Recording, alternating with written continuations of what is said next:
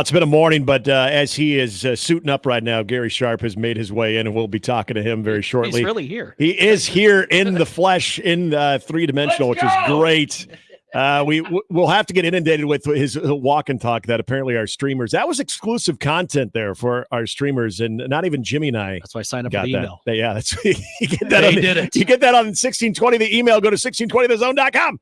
Evan Bland kind enough to join us twice in 1 week because we said, hey, you know what? We're not going to be here on Monday, so let's talk to Evan twice. And we got a baseball game to talk about, round 2 between Nebraska and Ohio State. Evan, good morning. Hopefully your morning hasn't been nearly as hectic as what we're experiencing here. No, not too crazy. Picked up some sticks from the storm last night. That's about the extent of it. And talking with you guys, so I have no idea what day it is. But other than that, we're all good. So this is the time of a conference tournament that you're usually thinking, all right, how deep is that rotation? How are you looking with maybe having that stretch starter, that midweek guy that maybe is giving you some innings? But if you think about this compared to where Nebraska even started this tournament, this isn't a bad situation for Nebraska to be in when you're trying to continue your stay at the Big Ten tournament, going with your true number 2 in Mason McConaughey. Yeah, this is the flip side of kind of what the strategy that they employed on Tuesday. So they were at the disadvantage there, not starting the race when pretty much everybody else in the Big Ten tournament did start the race, and they had to, right, as they tried to move forward and win this event. But now you're on the other end of it where, Ohio State today is going to be scrambling a little bit with their pitching, and they put themselves in a hole with the game that the Thursday night loss to Indiana. They used a lot of their best arms. They haven't announced who their guy is today, but yeah, kind of a pretty good sense of who it's going to be. But it's Nebraska's in a better spot for sure at this point with McConaughey. And then should they win, you look ahead to Saturday and Indiana. If Nebraska ends up playing Indiana again, I mean, they have a couple of their starters on short rest. Otherwise, it's going to be a patchwork deal for them, and Nebraska could come back with Will Walsh, or really a number of guys who've been fully rested all week. So it kind of felt like this was the strength of Nebraska, that some of that pitching depth, especially in a format like this. And now it's a matter of, can the offense do its part? Because I think they do have enough depth of arms to where, when you start projecting, should they win the next 2-3 games, like they're going to have a decided advantage on the mound in terms of who's available. If there's part of assuming, and I don't want to assume, but we'll play the scenario out. If Nebraska were to win today, that you do start looking into some of those interesting options that you have. I'll admit, I was a little disappointed with what I saw from Caleb Clark, but I also think here in the last month, he has shown the ability to give you some innings, give you some quality innings. Now, as a potential starter, I'm not sure how that would look. Is he one of those guys that you feel like what Rob Childress has been able to kind of work with him here in the second half of the season, that this is a guy that not only here the remainder of the Big Ten tournament, but also going forward into that NCAA regional, wherever it may be, that he's still going to be a very big piece of what Nebraska is doing on the mound? Yeah, he's got to be. And some of Nebraska's best wins down the stretch were because he was able to come in high leverage spots and finish it off. That was a big reason why they won the Indiana series. And, he's extra valuable.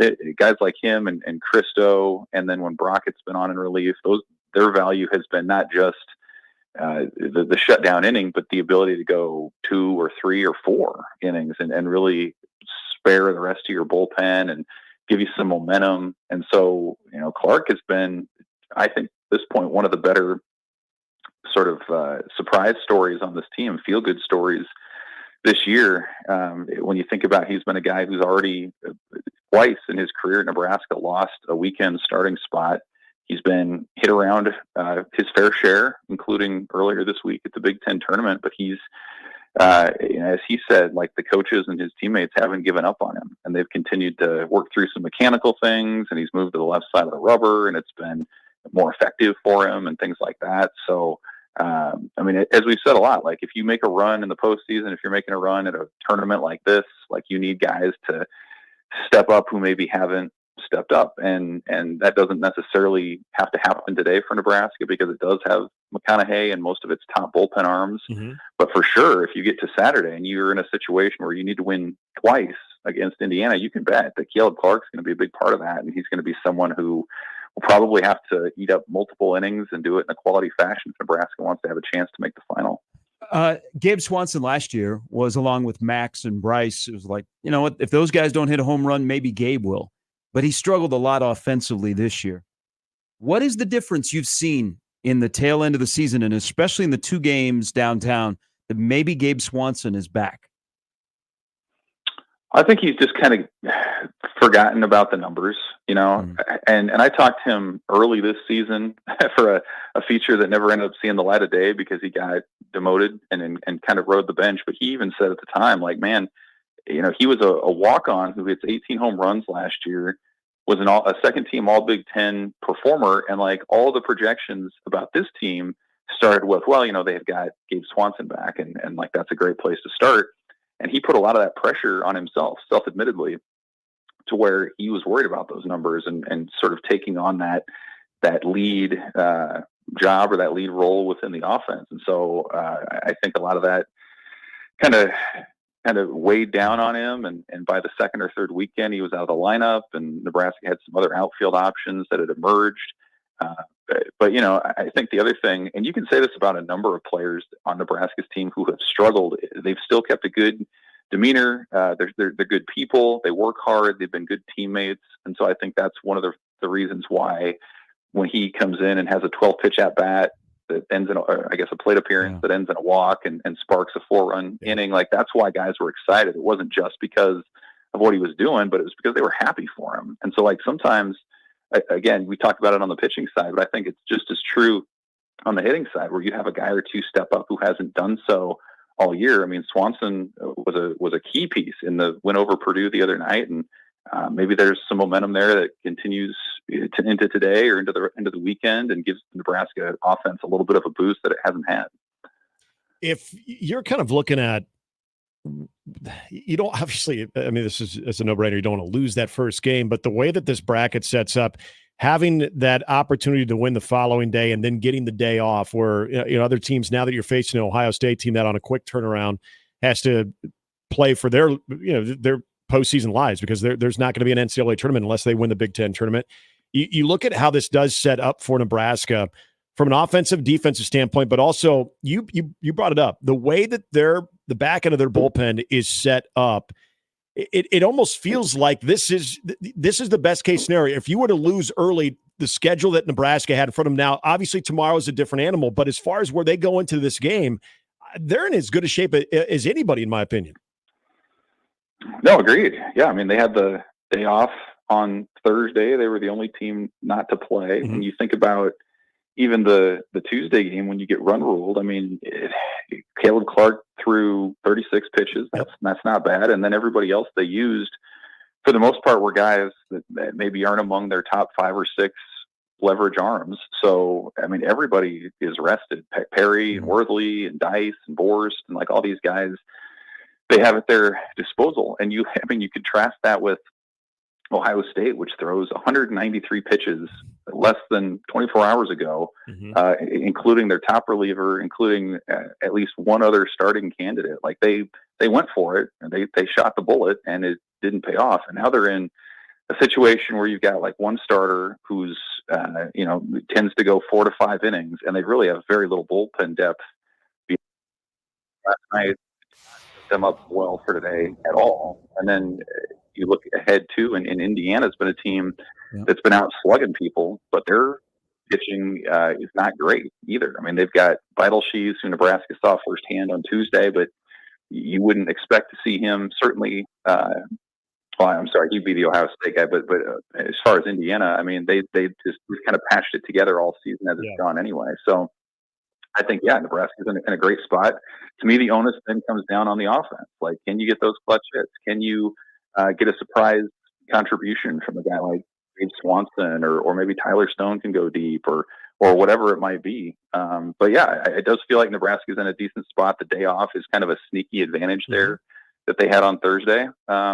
And now it's just a matter of seeing if they can go out and finish it with the advantage they have. Hey, Evan, Tony Petitti is in town, the Big Ten commissioner, and Mike Gambino, who I think was a really good hire by Penn State from Boston College.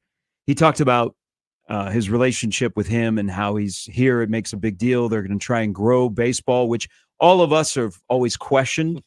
But that might be the story of the tournament so far through 3 days. You talked about Indiana, which has helped their at-large, but they're still ways down. Illinois, Nebraska look like they're okay. But are we in the midst of possibly a Cinderella run by Penn State?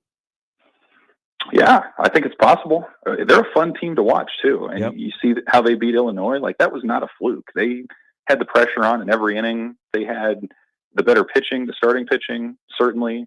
And what an interesting story when you talk about Gambino coming over from Boston College like that. You don't see that in college baseball where coaches go from the ACC to the Big Ten. It's the other way around. Yep. It's Chef going to Virginia Tech, or it's Eric Bakich going to Clemson.